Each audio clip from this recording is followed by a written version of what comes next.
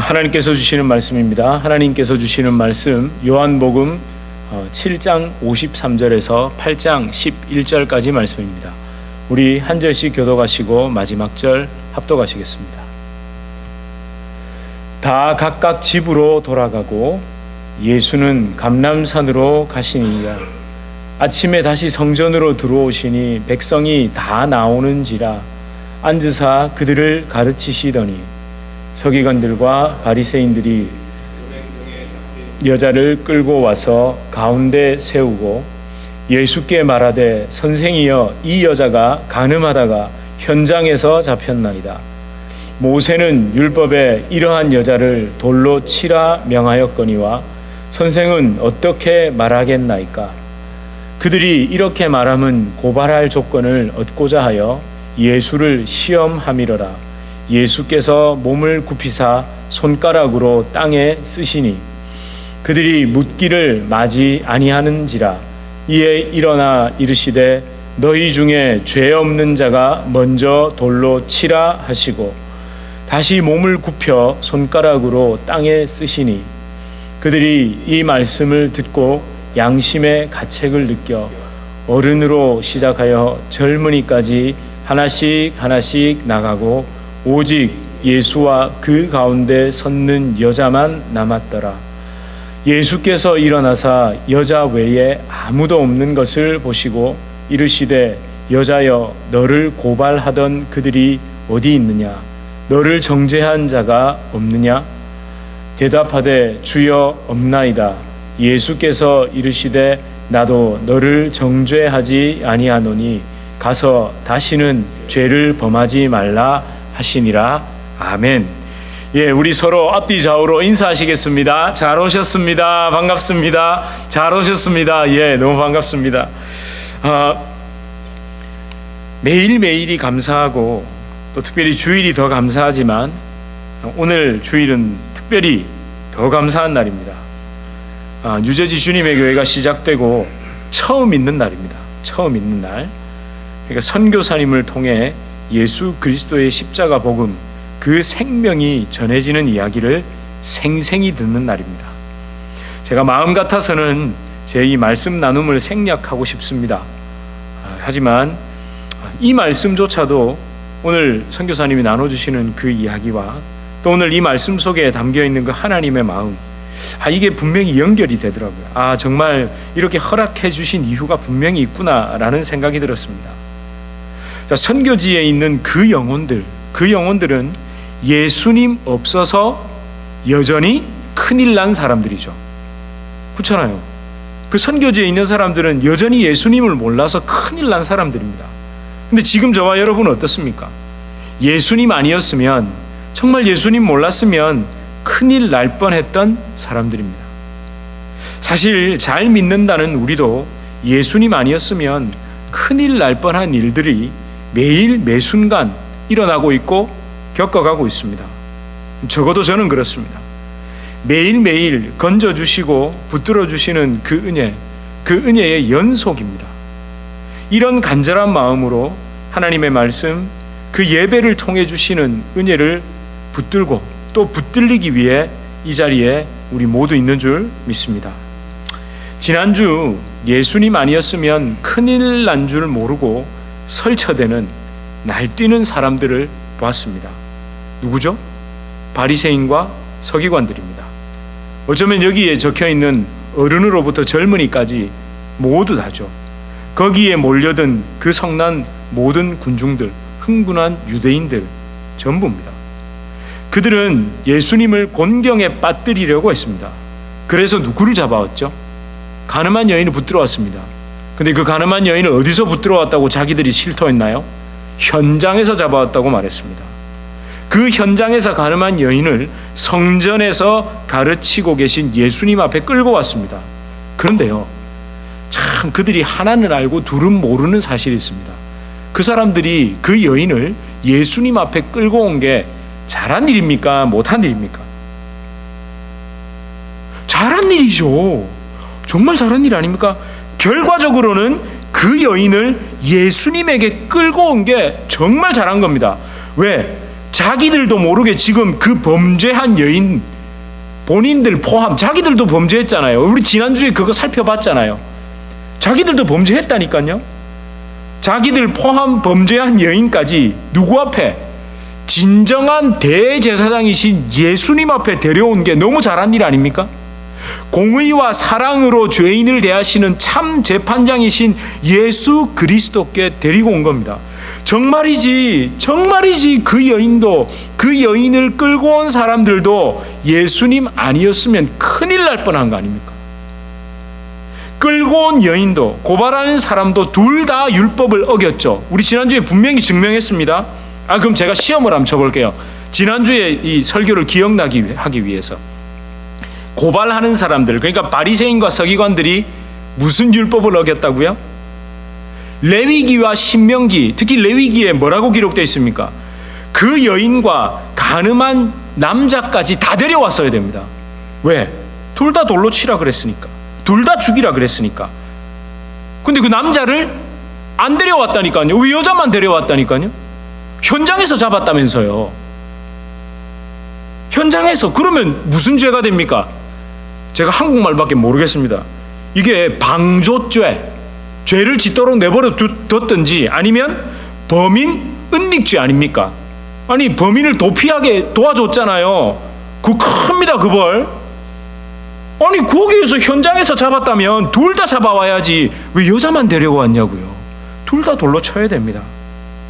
이걸 염두에 두시고 제가 지난주에 살펴보지 못한 그 간음한 여인의 후반부 이야기를 살펴보겠습니다.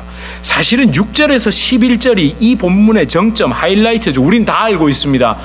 너희 중에 예수님이 땅에 쓰시니까 죄 없는 자는 돌로 치라 그러니 성 군중들이 다 그냥 떠나갔더라.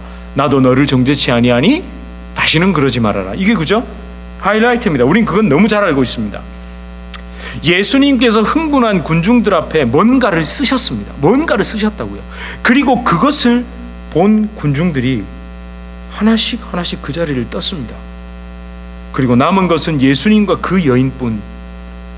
그리고 예수님께서 그 여인에게 용서를 선포하시고 다시는 죄를 범하지 말라고 당부하십니다. 정말 그 사랑과 그 용서를, 그 은혜를 그 자리에서 입었다면 다시는 죄를 범할 수 없습니다. 그렇죠? 그런데 여러분 궁금하지 않으세요? 궁금하지 않으세요? 하나도 안 궁금하세요?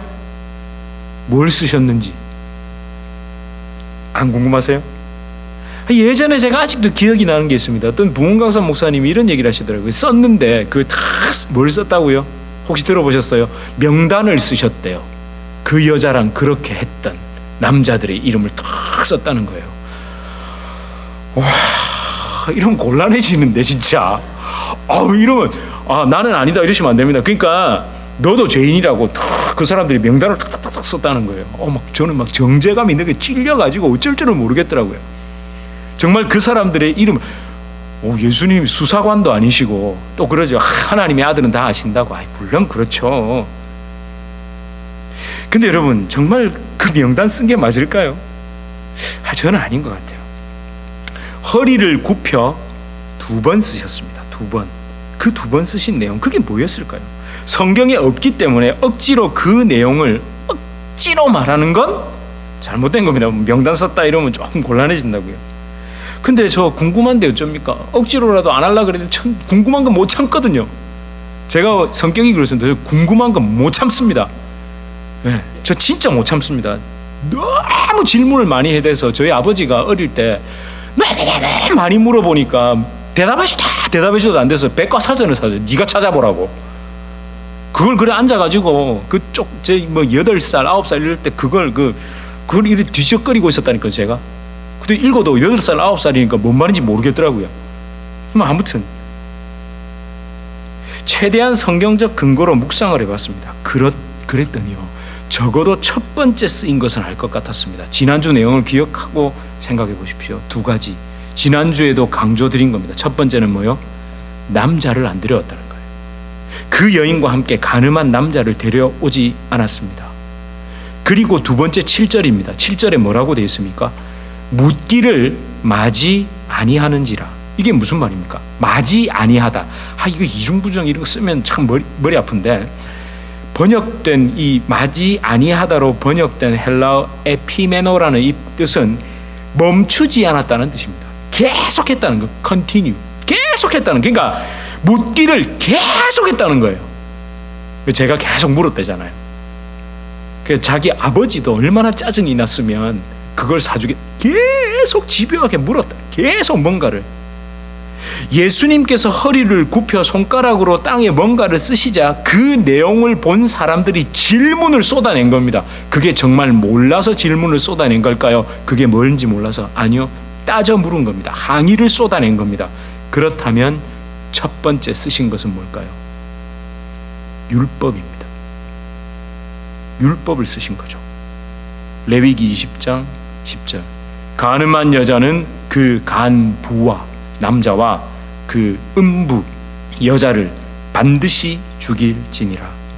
이것을 포함해서 신명기 22장 22절에서 24절에 그 율법을 쫙 쓰셨겠죠.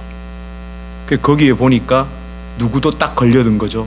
데려고 온 우리도 남자를 안 데려. 그러니까 여러분 가만히 있겠습니까?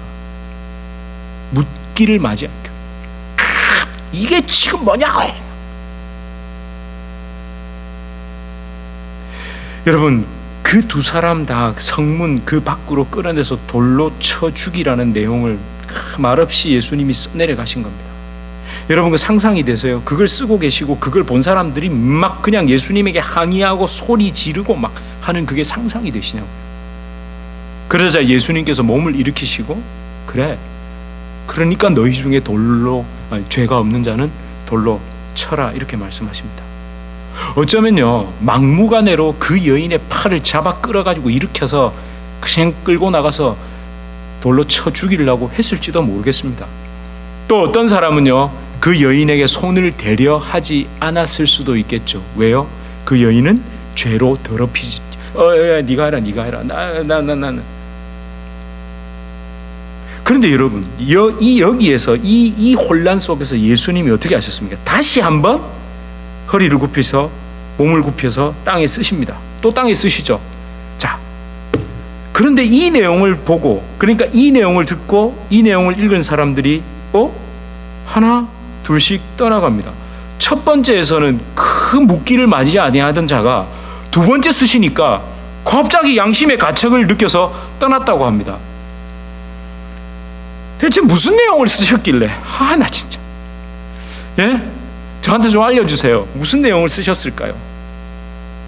아니 첫 번째 거는 보고 묻기를 맞이 아니하던, 그렇게 항의하고 막 말을 쏟아내던 그들이 왜 갑자기 이러는 걸까요? 제가 힌트를 한번 드리겠습니다. 성경적이고 언약적인 묵상입니다. 제가 그걸 하실 수 있도록, 성경적이고 언약적인 묵상을 하실 수 있도록 영적인 단서를 제가 드려볼게요. 성경 전체에서 하나님께서 직접 무언가를 쓰신 게 언제일까요? 그러니까 잘 들어보세요. 이 성경은 누가 썼습니까? 사람이 썼습니다. 사람이 썼는데 어떻게 해요? 성령의 감동을 받은 인간 저자들이 성령의 유기적 영감으로 이걸 기록했습니다. 예, 맞죠? 성령께서 감동하셔서. 그런데 성경에요 하나님이 직접 기록하신, 직접 쓰신 게 딱 두 번 나옵니다. 딱 두 번. 첫 번째는 언제입니까? 십계명입니다.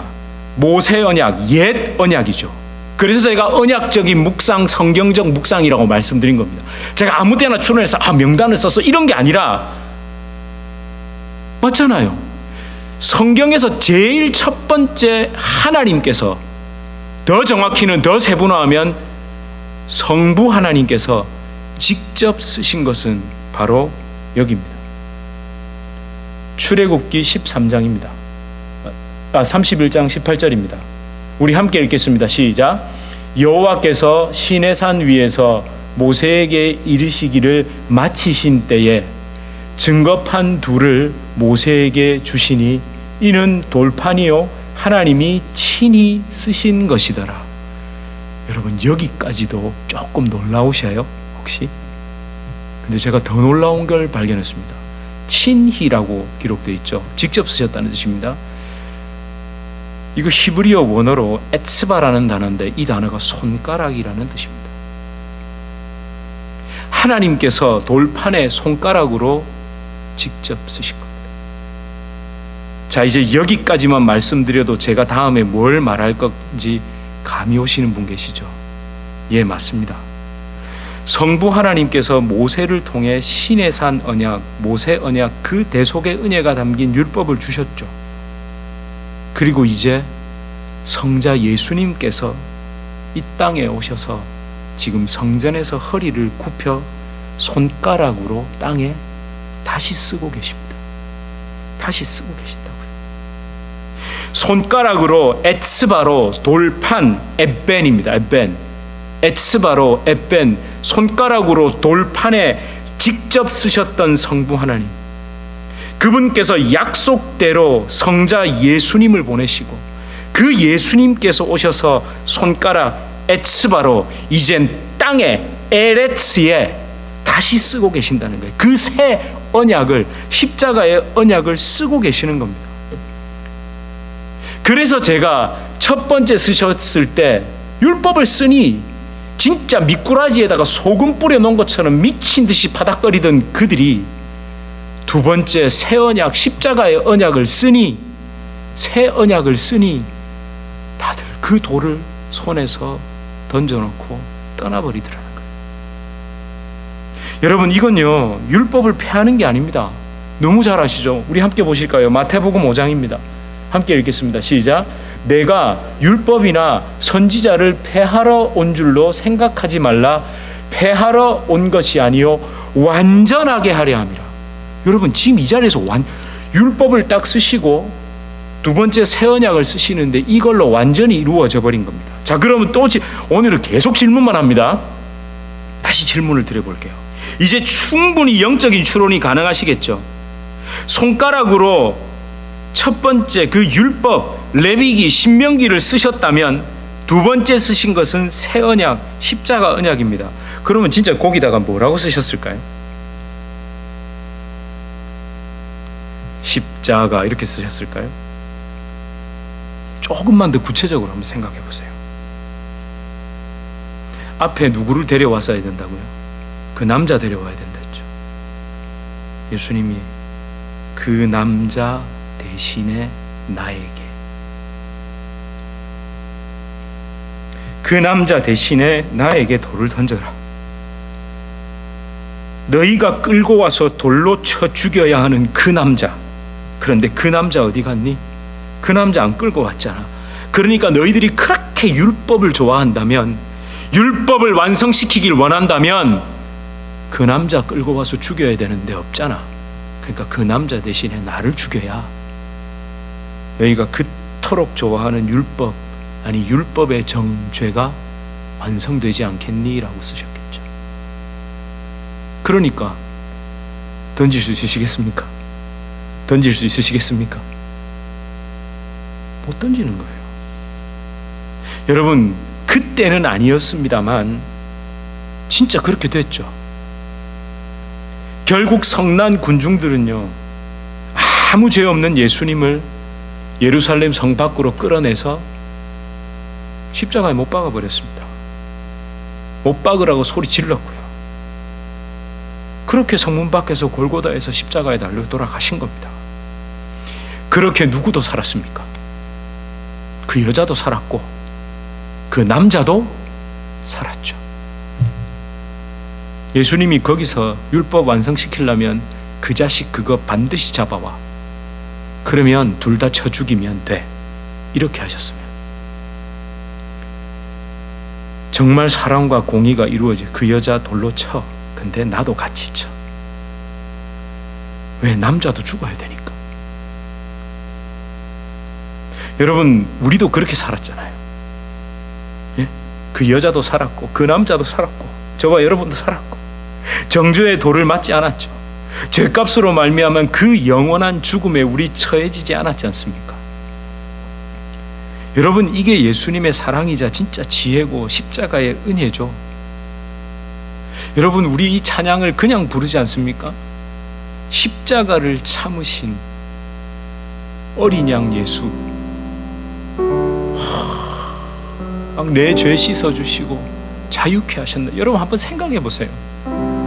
그 남자가 죽어야 된다니까요. 우리는 맨날 그렇다니까요. 돌을 들죠. 진짜 열 받쳐 보세요.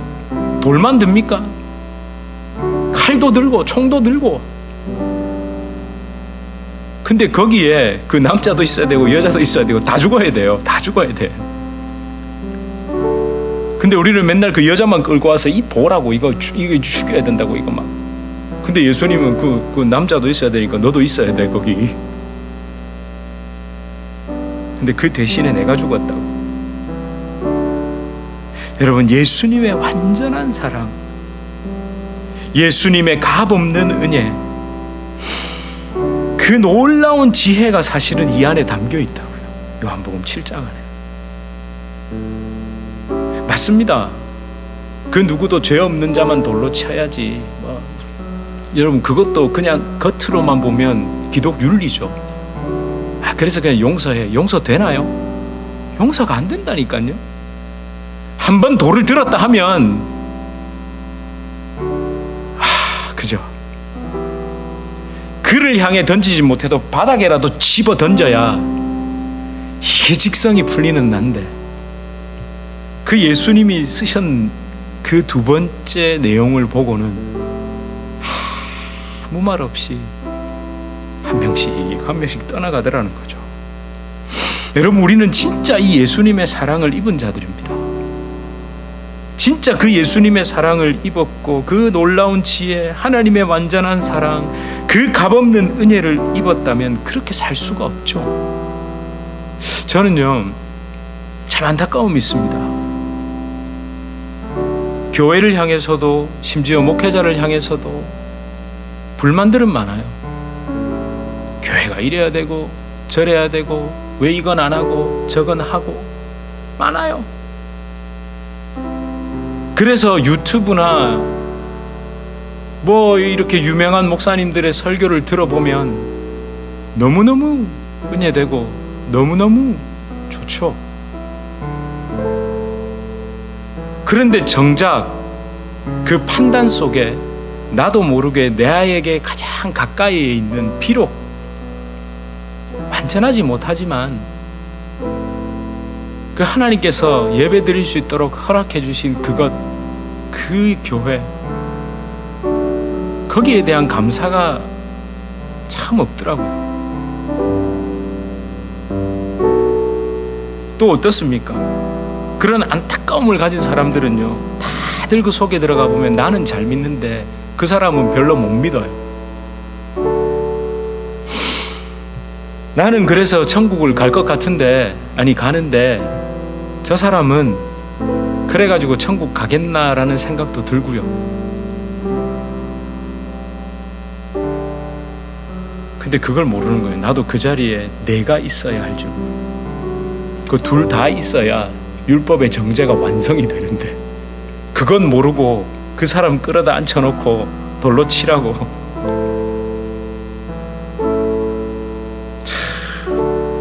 그 뭐 저라고 뭐 다르겠습니까? 제가 정말 이 말씀으로 여러분과 밤을 새워 나누고 싶지만 여기까지만 하겠습니다. 여러분 꼭 가서 다시 읽어보시고, 그 11절 이후에 이제 예수님께서 빛에 대한 이야기를 하십니다.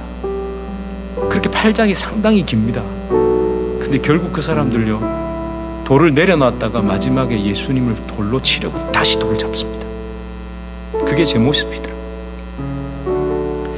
저에게, 아니 우리에게 뉴저지 주님의 교회 지난 몇 주간 참 귀한 시간이었습니다. 설립 5주년이었죠. 참 기적 같은 5년이었습니다. 어떻게 5년이 지나간지도 잘 모르겠습니다.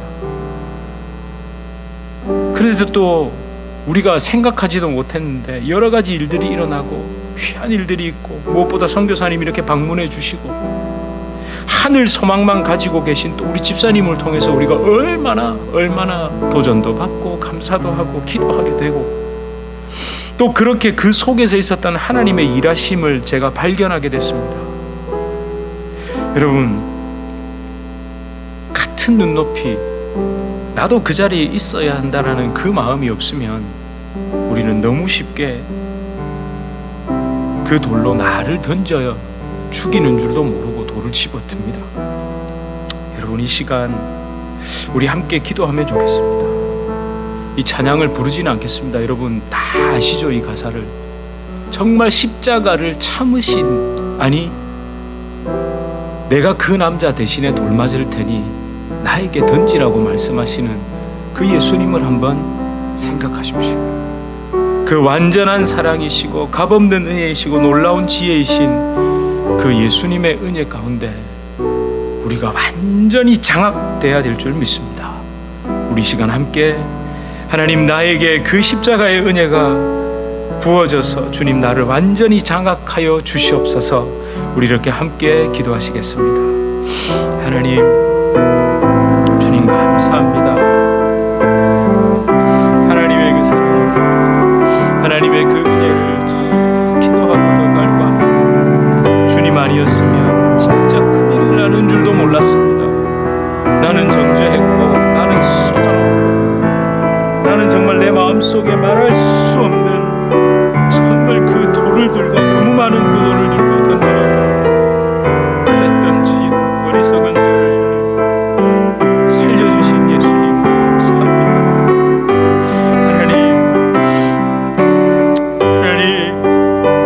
하나님이 교회를 주님 축복하여 주시옵소서. 하나님이 교회를 축복하여 주시옵소서. 하나님이 교회를 주님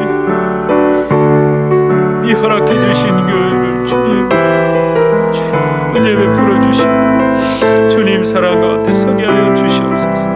아버지, 예수님의 그 마음을 보게 하여 주시옵소서. 그 아름다운 은혜 주신 주님에게 주님 믿음으로 걸어갈 수 있도록 우리 성도님들의 마음을 만지시고 우리 성도님들의 그 영혼의 주의 사랑이 충만히 임할 수 있도록 주님 축복하여 주시옵소서. 주님 감사합니다. 감사합니다. 주님 감사합니다. 아버지, 아름다운 예수님의 이름을 가슴에 새깁니다. 정말 친히 손가락으로 쓰신 예수님, 우리는 뭣도 모르고 나의 손가락으로, 아니 손에 돌을 들고 율법을 여전히 쓰고 있고 율법의 삶을 살고 있고 정죄의 돌멩이를 들고 흥분하여 날뛰고 있는지 모르겠습니다. 아니 사실 그렇습니다. 그런데 오늘도 주님은 그 손가락으로 제 심령의 십자가 언약을 새기고 계십니다. 아버지, 이런 어리석은 우리를 주님 불쌍히 여겨주시고 하나님이 두 번째 쓰신 십자가 언약, 그 놀라운 그 언약을 믿음으로 우리가 삶으로 전할 수 있도록 하나님, 우리 성도님들의 삶과 우리 뉴저지 주님의 교회를 축복하여 주시옵소서. 예수 그리스도 이름으로 간절히 기도드립니다. 아멘. 예, 우리 이 시간 조남홍 선교사님 나오셔서 이렇게 귀한 또 선교의 이야기를 저희에게 좀 들려주시겠습니다. 우리 선교사님 나오실 때 박수로 환영하겠습니다. 감사합니다. 선교사님.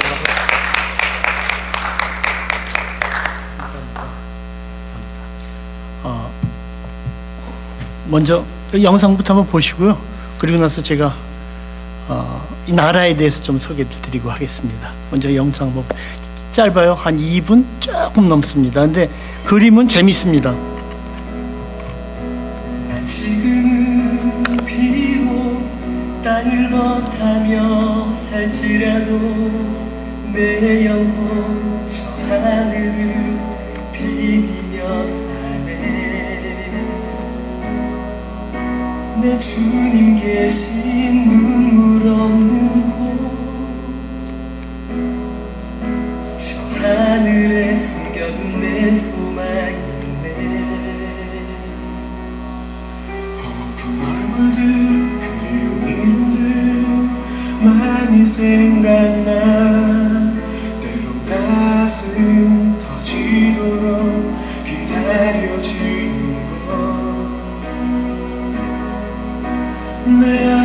어려운 날 맞으시는 저 하늘에 쌓인 내 소망이네. 주님 그 나라에 이를 때까지 순례의 걸음 멈추지 않으면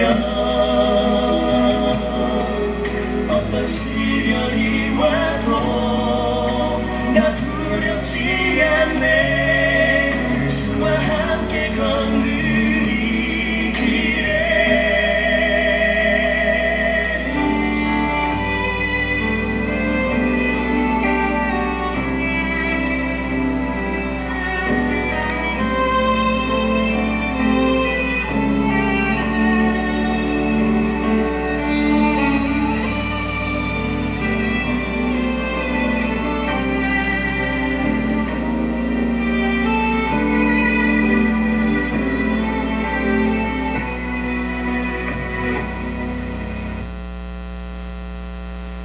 너무 사진이 너무 빨리 지나갔죠. 그래도 그냥 보시고, 제가 이번에 이게 뉴저지 주님의 교회에 와가지고 지금 주눅이 들려버렸어요. 첫째, 목사님 목소리에 주눅이 들렸고, 성가대 쓴 거 깜짝 놀랐어요. 내 친구지만 저렇게 노래를 잘했나, 이런 좀 주눅이 좀 들렸습니다. 또 하나, 지금 제가 조금 이렇게 뭐랄까, 다른 데 쓸 때보다 좀 다른 마음이 있어요. 아니, 또 목사님 그냥 아무 말씀 안 하셨으면 좋겠는데 또 이렇게 말씀하셨어요. 5년, 우리 창립 5년 만에 첫 번째로 세운 선교사. 아이고, 야, 이거 큰일 났구나 싶은 생각이 들더라고요. 그러니까 이래저래 주눅도 들고 이제 마음에 부담도 가고, 그렇지만 그럼에도 불구하고 하나님께서 세우셨으니까 제가 성심성의껏 이 선교지에서 있었던 일들, 그리고 제가 어떻게 그곳에 가게 됐는지 말씀을 드리겠습니다. 자, 잠시 기도하겠습니다. 하나님 아버지, 감사합니다.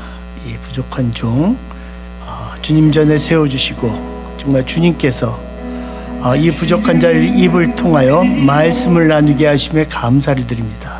아버지, 말하는 입 축복하여 주시고 듣는 귀 축복하여 주셔서 아버지, 오늘 이 말씀이 우리 모두의 가슴에, 머리에서 가슴으로, 그리고 삶에 드러나기를 원합니다.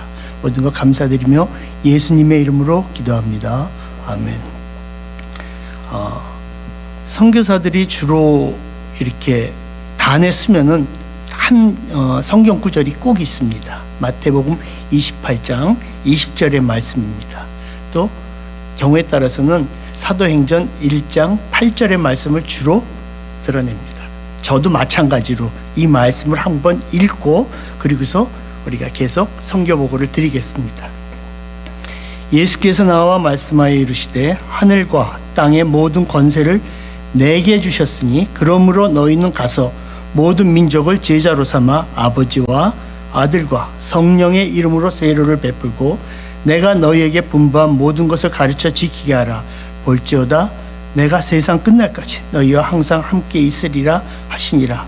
이르시되 때와 시기는 아버지께서 자기의 권한에 두셨으니 너희가 알 바 아니요 오직 성령이 너희에게 임하시면 너희가 권능을 받고 예루살렘과 온 유대와 사마리아와 땅끝까지 이르러 내 증인이 되게 하시니라. 아멘. 이 말씀을 선교사이기 때문에 읽는 것이 아니라 저를 이 자리에 세우게 해주신 그런 말씀이기 때문에 제가 특별히 이거를 선택해서 먼저 이렇게 우리 성도님들 앞에서 먼저 이렇게 이 말씀을 읽었습니다. 선교사 초창기 시절에는요, 이 말씀에 그냥 멋진 구절만 제가 빼서 읽었습니다. 멋진 구절만. 가라. 멋지지 않습니까? 선교사가 여기 앉아가지고 여러분들한테 가라 그러면은 가슴이 좀 울리긴 해요. 근데 그 말에 그게 가장 멋져서 움직였고, 그리고 또 제가 이 말씀 속에서 모든 민족을 제자 삼아 아버지와 아들과 성령의 이름으로 세례를 베풀고 내가 너에게 분부한 모든 가르쳐 지키게 하라. 이런 일하심이 얼마나 멋집니까? 이 말만 가지고 돌아다닌 겁니다. 근데 이 말씀만 가지고 있다가 제가 많은 실패를 보고 낭패를 봤습니다. 이 말씀에 가장 중요한 구 하나는 이겁니다. 세상 끝날까지 너희와 항상 함께하리라. 이 말씀인데 이 말씀은 뒤로 제끼고 가라. 그래서 열심히 갔습니다. 뭐 북한도 가보고 세네갈도 가고 뭐 제가 분쟁 지역은 거의 다 돌아다닐 정도로 열심히 돌아다녔습니다. 결과는 뭘까요? 실패. 하나님이 함께 하시지 않으면 성령이 함께 하지 않는 것은 모든 것이 다 실패로 끝나고 맙니다. 우리 선교나 교회 목회도 마찬가지지만 선교도 성령이 함께 하시지 않으면 자기 의지대로 하는 것밖에 안 된다는 거죠.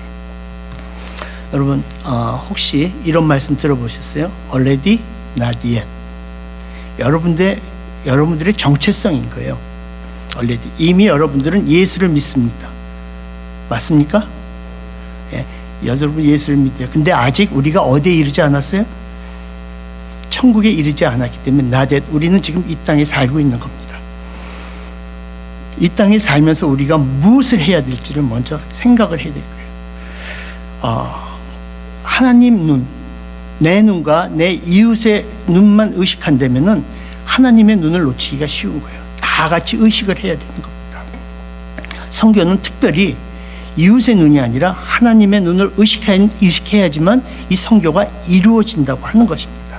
근데 제가 바르고 하나님의 눈을 놓쳤는 거예요. 가끔 정신 차리고 쳐다볼 적엔 이미 또 지나가 버렸어요. 그럼 또 한 번 실패가 온 거죠. 하지만 하나님께서는 그런 자에게, 깨달은 자에게 새로운 삶을 주시고 그 삶을 저희가 이제 까보베리도 들어가면서 좀 늦지만 이제는 모든 것을 내려놓고 하나님 눈만 의식하는 선교를 해보자. 이런 마음이 저에게 다가왔어요. 늦은 나이였고 늦은 시간에 늦은 나이였지만 이미 다른 선수들은 결승을 눈앞에 두고 뛰는데 저는 그때서야 출발선을 뛰는 선교사가 된 거예요. 모든 사람들이 되겠어. 그리고 한국 사람도 한 명도 없는 그 땅에서 저게 가능할까? 근데 하나님 눈만 의식했을 때 성령께서 인도하신 대로 그 삶을 이끌어 갔을 때 그 선교는 남들보다 놀라운 속도, 무서운 속도로 달려가는 것을 볼 수가 있었습니다. 저는 8년밖에 안 됐습니다. 그런데 모든 선교사님들이 들어와서 저희 사역을 보시고 하는 말씀이 이 사역 하려면 한 20년은 들었을 텐데 당신 여기 들어온 지 몇 년 됐어? 이제 8년 됐습니다. 7년 됐습니다. 이러니까 깜짝 놀라시더라고요. 불가능하다 그러시더라고요. 근데 우리는 불가능합니다. 근데 하나님께서는 가능한 얘기입니다. 제가 이 말씀에 요거는 빼고 가려고 그러다가 첨부해서 하나 더 말씀을 드릴게요. 사도행전 1장 7절에서 8절의 말씀을 잘 살펴보면요. 우리가 가장 중요하게 여기는 예루살렘부터란 말이 나옵니다. 나부터 시작해서 지경을 넓혀가는 얘기가 나옵니다. 그런데 그 전에 뭘 먼저 봐야 되냐면 7절의 말씀에 때와 시기라는 시기의 권한에 대해서 얘기가 나옵니다.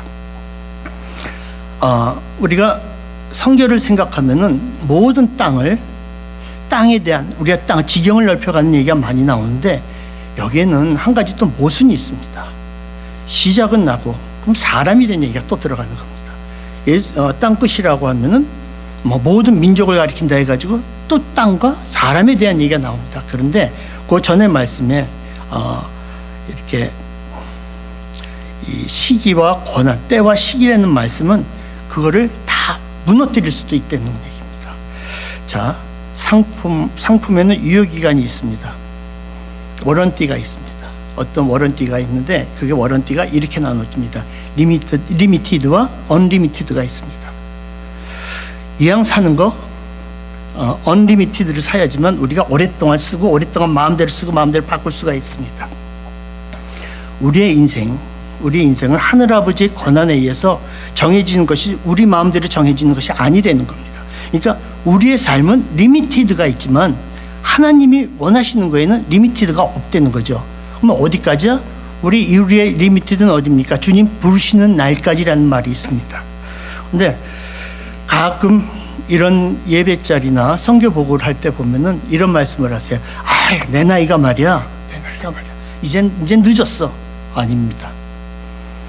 주님이 부르실 그날까지 여러분의 삶은 교회와 함께 선교가 이루어져야 되고 말씀과 함께 성령이 지배하는 삶을 살아야 됩니다.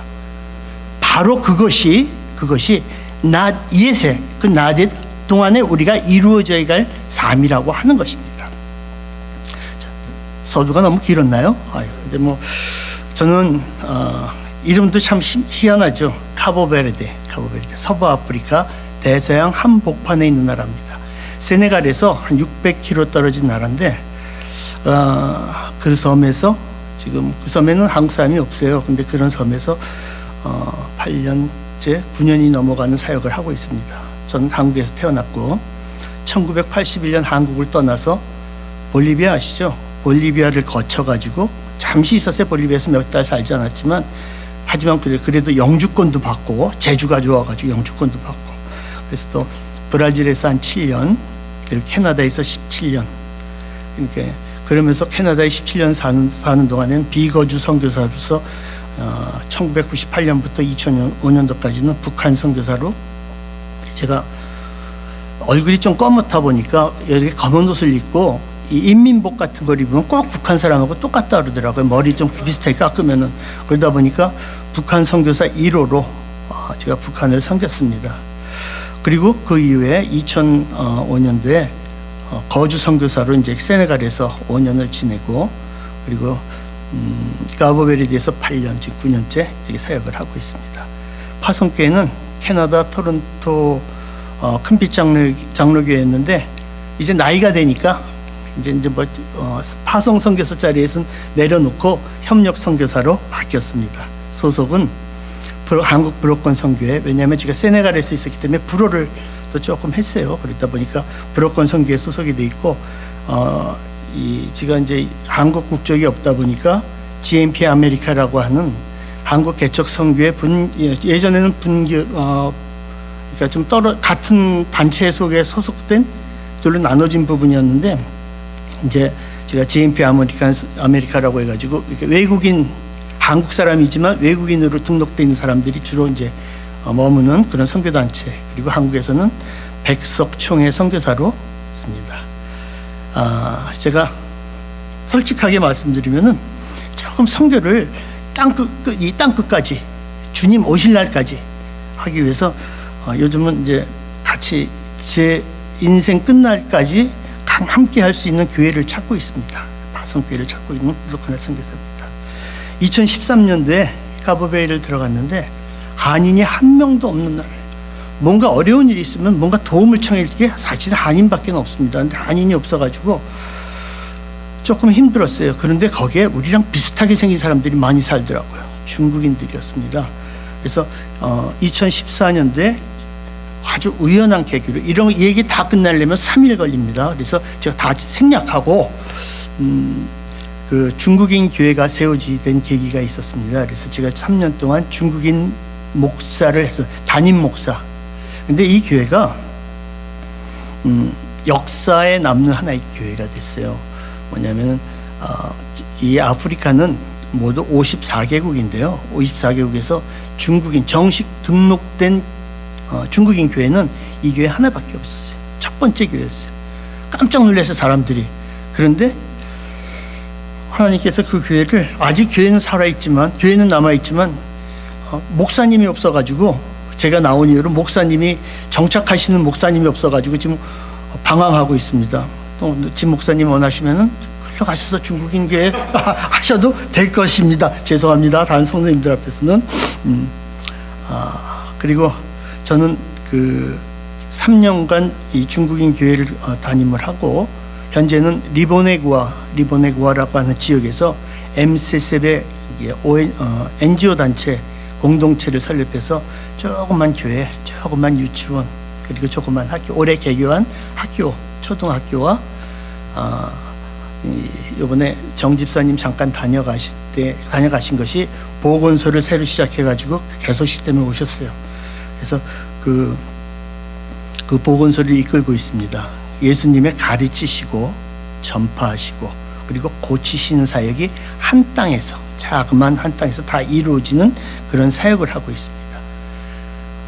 혼자 하기엔 굉장히 이 벅찬 버거운 그런 사역입니다. 아무리 작아도 분야가 전혀 다른 분야, 교육 분야, 말씀 분야, 전도 분야, 또 이렇게 이 의료 분야, 전문가가 필요한 그런 곳입니다.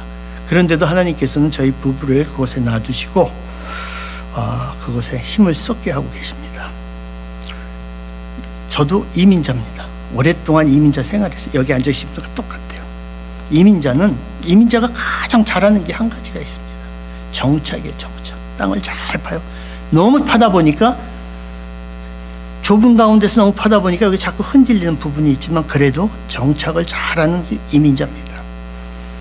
또 선교사들은 가장 잘하는 것이 마구 늘려놔요.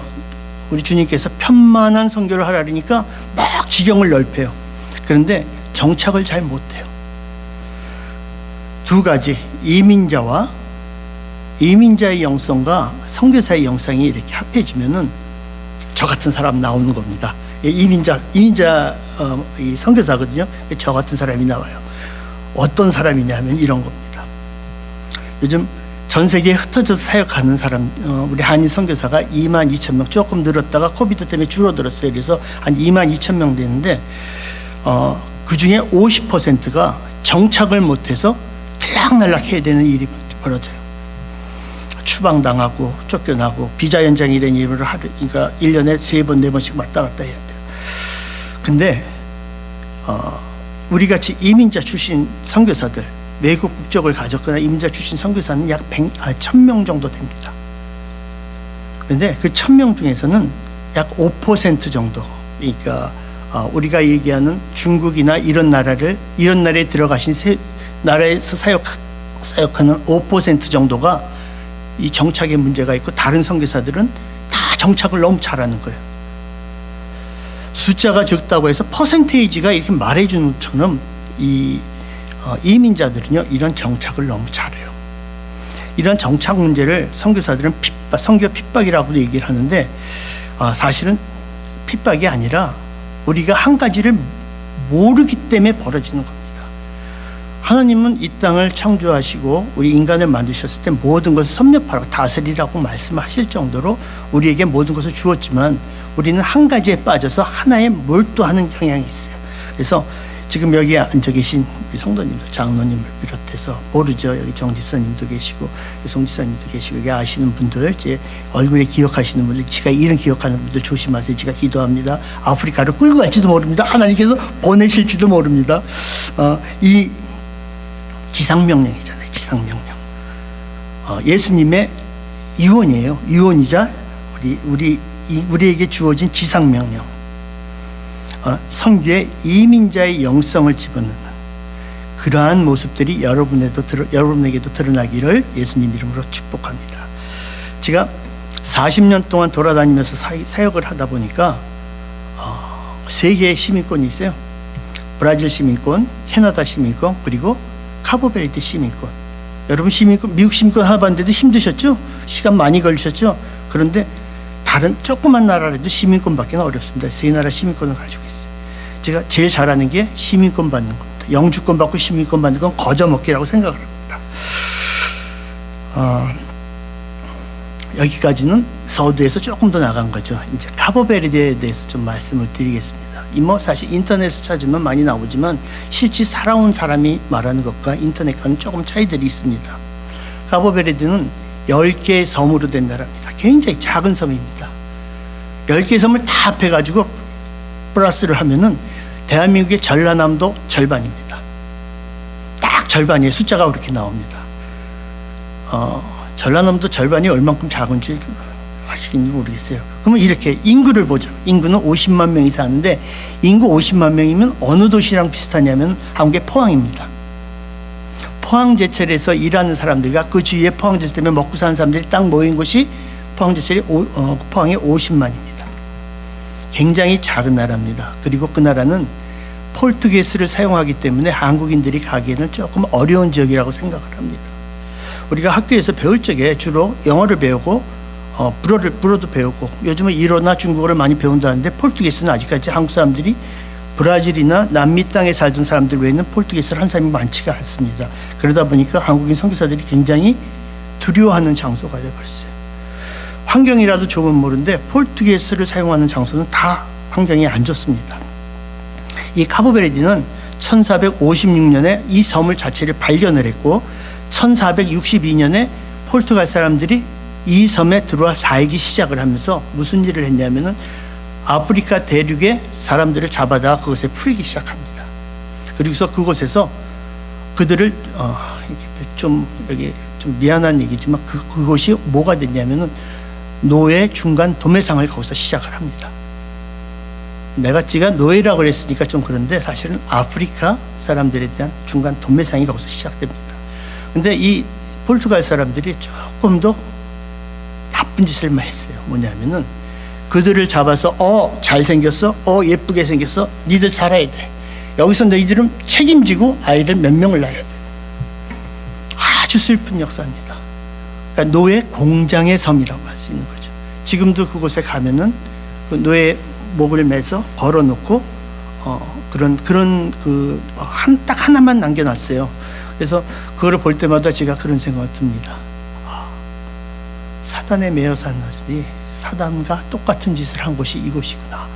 그들은 그 노예의 삶, 몇백 년에 걸친 노예의 삶을 살면서 그들의 마음이 변치를 않아요. 계속 그 마음속에 뭐가 남아있어?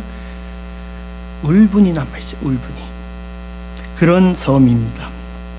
하지만 1975년 7월 5일 미국은 7월 4일인데 거기는 7월 5일 날 포르투갈로부터 독립해서 아프리카 54개국 중에 가장 민주주의가 발달한 최고의 나라가 됩니다. 너무 이쁘니까 유럽 사람들이 들어와서 보고 관광객들을 보내기 시작해서 이제 문제가 여기서 생겼습니다. 관광객들을 보냈는데 그 돈이 들어오다 보니까 조금 국민소득이 높아졌어요. 근데 이거는 전 국민의 3%가 차지하는 돈입니다. 모든 사람들은 그러니까 이런 형태가 된 거죠. 여기 조금 있고 나머지 쭉 내려가 가지고 이 넓은 형태를 가진 빈민들이 굉장히 많은 나라입니다.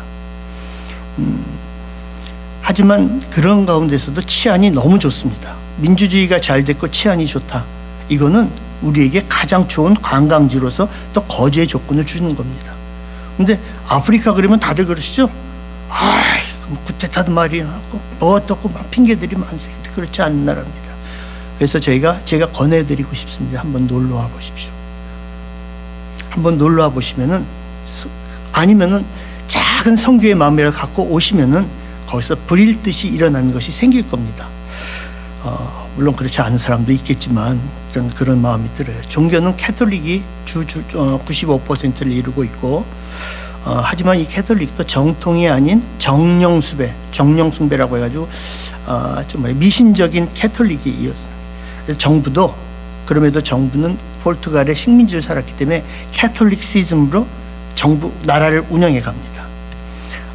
우리 개신교는 110년 전에 나자렛 교단이 자생했습니다. 한 사람이 미국에 미리국에서 들어와가지고 나자렛 교단의 은혜를 받고 그가 다시 돌아가서 나자렛 교회를 세웠는데 끌어갈 능력이 없어가지고 그때부터 미국 나자렛 교단에 손을 내밀어가지고 선교사가 들어오기 시작했습니다.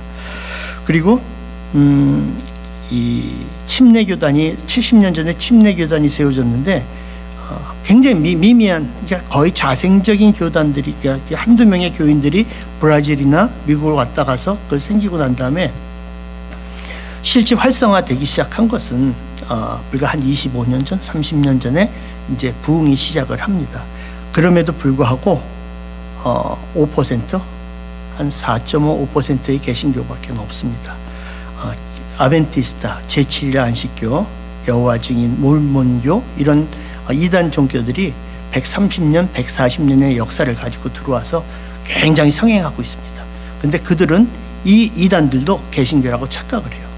근데 그거를 깨뜨리기가 너무 어렵고 그럼에도 불구하고 지금 우리 개신교 목사들은 이 이단들과 매일 싸움을 하고 있습니다. 바로 이런 나라에서 8년간 사역을 하고 리보네 고아레누 하는 지역에 들어가서 5년 동안 사역을 했습니다. 근데 그 5년이 하나님께서 저희에게는 선교의 보원을 만들어 보라고 하는 명령에 의해서 들어갔습니다. 그래서 저희 부부가 그 자리에 서서 지금까지 하루도 빠지지 않고 그곳에 가서 증인의 몫을 감당하고 있습니다. 2016년에 시에서도 그 지명을 잘 몰랐어요. 그 지역에 시에서조차도 이름 모르는 그 지역, 리보네구아라는 지역에서 그 지역은 약 400명 정도 주민이 거주하고 있는데요. 거기서 제가 건축을 할 때 사람들이 그러더라고요. 미쳤군, 미쳤어. 여기에 뭐가 있다고? 사람이 많고 이래야지 교회를 건축을 하면 사람들이 들어올 거 아닙니까? 근데 거기에 건축을 할 때 저들이 저를 보고 미쳤다 그랬습니다. 근데 세상 사람들이 미쳤다 하는 것은 좋지만 선교사들이, 개신교 목사들이 야야야 거기 가면 안 돼, 안 돼. 그리고 그 개신교 목사들이 다 도심에 몰려 있어요. 제가 최초로, 그러니까 시골 쪽, 그러니까 도심을 벗어난 지역에서 선교를 한 사람이 돼버린 거예요. 그리고 더 황당한 것은 개신교가 이미 나자렛 교단도 있고 그렇지만 다 가버베이 사람들이 건축한 거고 외국인 선교사가 건축한 것이 제가 1호가 돼버린 거예요. 너무 황당했어요. 그래도 그들이 미쳤다는 소리를 하고, 그래도 지금 뭐 어떤 이제 더 미쳤다는 소리 하는 것은 이런 거죠. 동양인이, 이렇게 키도 작은 동양인이 얼굴도 하얀 것도 아니고 이거 까만 것도 아니고 어중간한 외국인이 이런 걸 세우니까 전부 다들 의아해 하더라고요. 근데 그럼에도 불구하고 저희가 이제 거기 저랑 동역하는 침례교 목사님이 한 분 계세요. 젊은 친구인데 이 친구하고 저하고 이렇게 얘기를 했습니다. 그래도 우리가 2년 동안 하나님이 얼마만큼 주시면 2년 동안 여기에 교회를 세우자. 근데 하나님께서는 너무 급하셨던 것 같아요. 6개월 만에 교회를 헌당을 하게 하시더라고요. 지금 제가 교회 헌당 그러니까 뭐 미국처럼 몇백만 불 이런 게 아니라 10만 불의 돈이었어요. 근데 그 아프리카에서 10만 불은 엄청난 돈입니다. 그거를 어떤 교회도 도움을 주지 않고 10,000원, 5,000원씩 하는 개미 군단이 모여서 6개월 만에 그 교회를 건축했습니다. 그날 교회 문이 우리 헌당식 하는 날 사람들이 그랬어요. 하늘 문이 열렸다. 다 미쳤다고 한 사람들이 벼랑간 너 미쳤어 하던 사람들이 벼랑간 손을 내고 하늘 문이 열린 날이다 이렇게 말을 바꾸기 시작합니다. 그 이후에 참 하나님 해도 너무하신다고 생각이 들 정도로 건축해서 헌당식 하던 그 해 2016년부터 작년까지 비가 안 왔어요. 가뭄이 5년간 가뭄이 들어서 거기에다가 전염병을 보내주셨어요. 도대체 이유가 무엇인가? 참 울면서 기도 많이 했습니다. 그런데 그 가뭄과 이 팬데믹, 이 코비드 19이 저희 교회에 부흥을 일으켰습니다. 부흥을. 저희는 지금 드리는 예배 인원이 100명에서 150명이 예배를 드립니다. 근데 이제 요거는 교회 인근에 사는 사람들이고 저희가 가정교회를 많이 만들었어요. 다 교회가 세워져야 될 지역인데, 그래서 이 사람들은 한 3달에 한 번 다 모입니다. 그러면 한 300명, 250명에서 300명 정도 모여서 예배를 드립니다. 전부 다들 그러죠. 에이, 아프리카에서. 근데 아프리카도 하나님이 일하시면은 이런 일이 벌어진다고 하는 겁니다. 저희 교회 바로 앞에 이런 집이 하나 있습니다. 그 집 주인이 청년이 문맹이에요. 글을 읽을 줄도 모릅니다. 쓸 줄도 모릅니다. 근데 그 형제가 저한테 이렇게 얘기를 하더라고요. 목사님, 당신이 목사님이라면은 요곳에 교회를 하나 세워가지고 주일에는 예배를 드리고, 그리고 평일에는 유치원이나 학교를 만들어서 우리 딸이나 우리 아이들이 나 같은 삶을 살지 않게 해주십시오. 이렇게 부탁을 하더라고요. 제가 그럼 학교 가서 배우진 않. 내가 그런 거. 그리고 건축, 이 사실 선교지에 건축한다는 것이 굉장히 어려운 얘기예요. 근데 그 친구의 그 말이 씨앗이 됐어요. 그래서 교회가 세워진 거고, 그리고서 예배를 드리기 시작하면서 아까 말씀드렸듯이 5년간의 가뭄이. 근데 놀라운 일들이 이제 이때부터 일어나기 시작하는데, 전 카보베르데 50만의 인구가 물이 부족해가지고요, 물을 이렇게 나눠서 줍니다. 시간 맞춰 주는데, 시골에 사는 사람들은 식물은 다 죽고 옥수수가 주식인데 옥수수가 한 털도 생산이 안 되고, 각 지역에 있는 우물들이 다 흙탕물이 올라오기 시작하고, 마을 사람들이, 그런데도 불구하고 마을 사람들이 이런 얘기를 했어요. 저한테. 그런데 말이야 400m 떨어진 곳에 저희 교회가 사용하는 우물이 있습니다. 이 우물은 아직 흙탕물이 안 나오고 있어. 할렐루야. 너무 놀라운 일이에요. 그러면서 제가 먼저 얘기한 게 아니라 그들이 이렇게 얘기를 합니다. 야, 하나님이 이 교회가 세워지고 축복을 해주셔서 이곳에 하나님의 예수님의 물이 나온다 그러더라고요. 저보다 성경을 더 많이 아는 것 같더라고요. 이들이 더 멋진 어휘를 구사하는 것 같더라고요. 그게 소문이 여기 지들끼리만 알면 되는데 막 소문을 내기 시작하니까 그때부터 사람들이 교회 근처로 외지인들이 들어와서 집을 짓기 시작합니다. 그 지금 짓고 있는 집이 한 3년 사이에 60채 거의 75채 정도의 집이 들어왔어요. 한 집에 우리가 생각하는 한 집에 부부가 사는 집은 없습니다. 부부 적어도 아프리카는 자녀가 3명에서 4명입니다. 그럼 6명. 근데 뭐 남편이 없다 이러면 좋다. 그럼 5명. 거기에다가 계속 놀러 오는 친척들이 있어요. 7명, 8명이 삽니다. 그럼 70치에 8명. 집에 560명이 들어온 겁니다. 그러니까 이 교회가 생기면서부터 저희 교회가 그 마을이 활기를 띠니까 같이 활기를 띠기 시작하는 겁니다. 사람들이 땅을 사서 집을 짓고 그러다 보니까 유치원의 아이들이 늘어납니다. 얘기했듯이 아이들이 너무 많다 보니까 유치원이 맨 터져요. 근데 저희가 유치원을 시작할 때부터 유치원만큼 모든 것을 무료로 해주자. 그리고 유니폼도 무료로 해주자.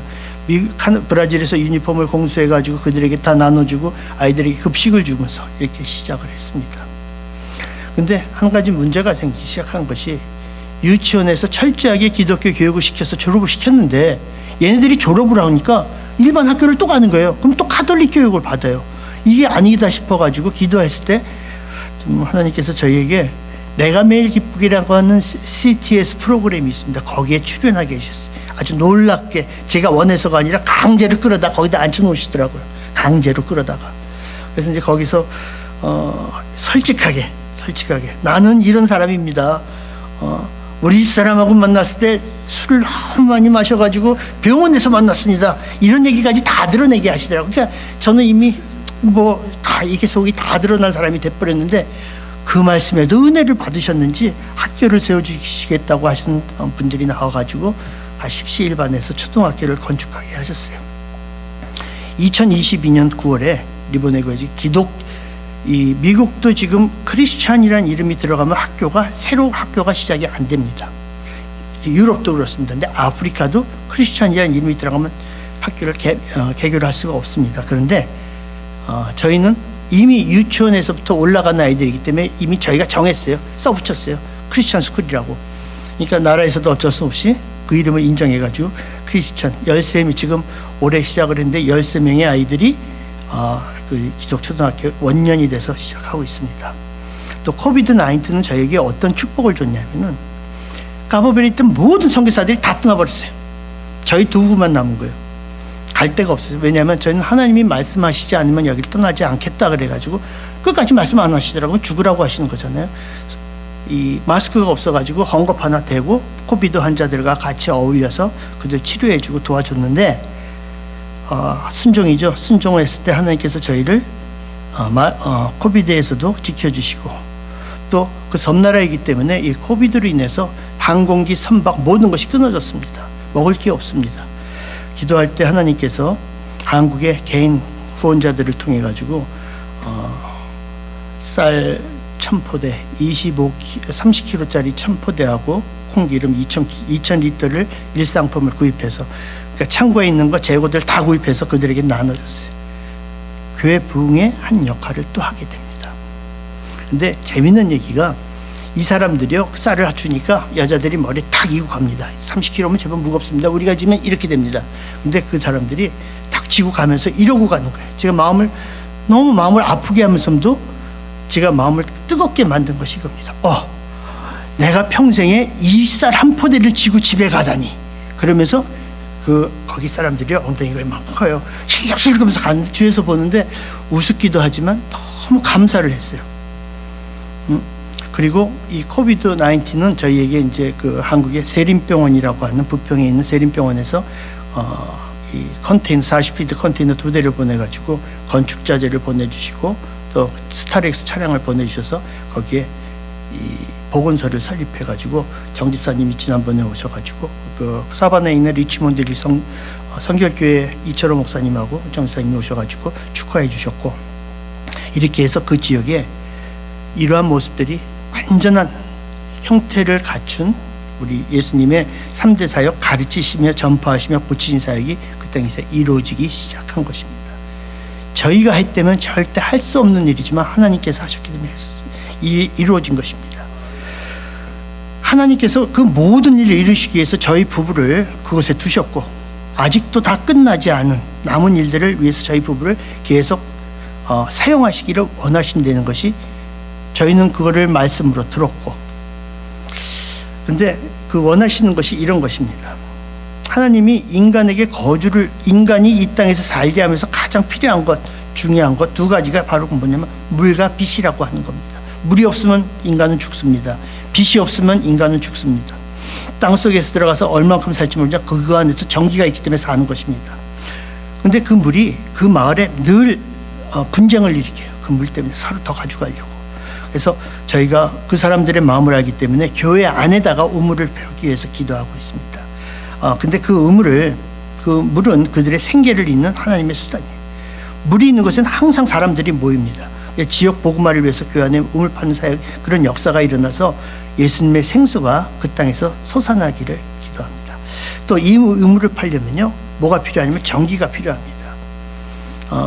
가보베이드는 풍차와 이 화력으로 이 전기 공급을 하는데 제한적입니다. 이번에 그 코비드하고 그 우크라이나 전쟁으로 인해서 연료비가 너무 오르다 보니까 전기를 끊어서 줘요.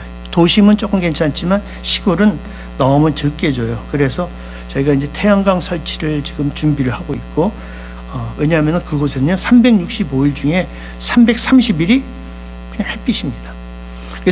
그래서 관광지예요.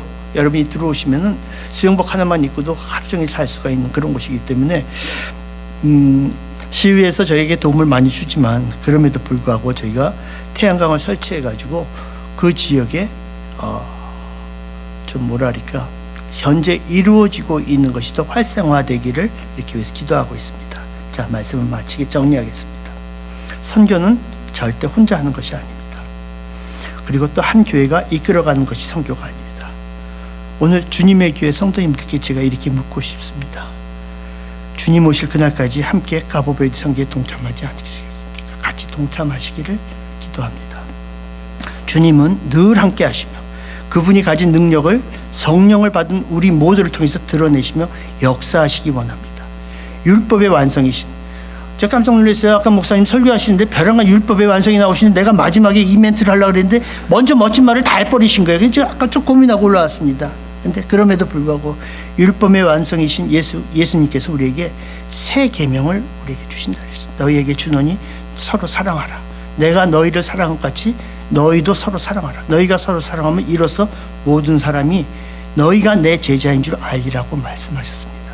우리는 예수님의 제자로, 우리가 제자인 것을 제자로서의 삶인 빛과 소금, 다시 말해서 밝음이죠. 투명함과 더는 부패시키지 않는 소금의 짠맛을 당당하게 드러내고 살 때 비로소 세상은 우리가 예수님의 제자인 줄 알 것입니다. 예수님께서는 또 이렇게 말씀하셨어요. 마지막으로 내 마음을 다하고 목숨을 다하고 뜻을 다하여 힘을 다하여 주 너희 하나님을 사랑하라 하셨으며 내 이웃을 내 자신과 같이 사랑하라 하시며 이보다 더 큰 계명이 없다고 하신 것을 기억합니다. 사랑은요 머릿속에만 남기는 것이 아닙니다. 사랑은 가슴으로 내려와가지고 바깥으로 발산을 시켜야지 그게 사랑입니다. 근데 바리새인들 머릿속에 있고, 물론 밖에 내려간 사람도 있어요. 드러내지를 못합니다. 지식은요 머리에 품고 사는 것이지만 지혜는 머리에 가득한 지식이 가슴으로 내려서 삶으로 나타내고 일상에서 드러내고 사는 것이 바로 지혜입니다. 미국에 계신 우리 주님의 교회 성도님들, 멀저 아프리카에 사는 우리 형제들, 그들도 예수 그리스도를 믿는 우리 형제들입니다. 그들을 이웃의 마음을 갖고 그들을 대할 때 우리가 하늘아버지의 계명을 지키고 교회에 주신 선교의 삶을 이루면서 주님 오실 그때까지 하나님 나라를 확장시키는 삶의 선교가 되기를 예수 그리스도 이름으로 축원합니다. 자, 감사합니다.